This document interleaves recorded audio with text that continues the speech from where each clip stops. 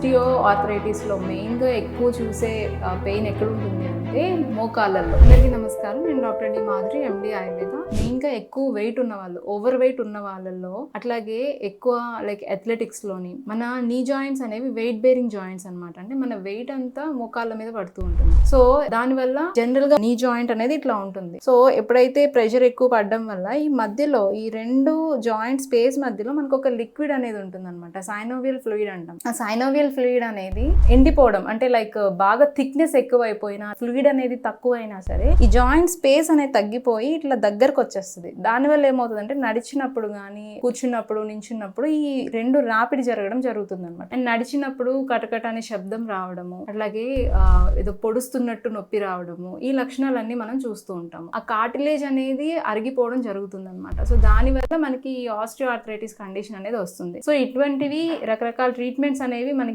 Panchakarma therapies available గా ఉన్నాయి. So patient condition బట్టి, వాళ్ళకి ఉన్న సిమ్టమ్స్ బట్టి, వాళ్ళ పాస్ట్ హిస్టరీ బట్టి ఈ ట్రీట్మెంట్స్ అనేవి అడ్వైజ్ చేస్తూ ఉంటాము.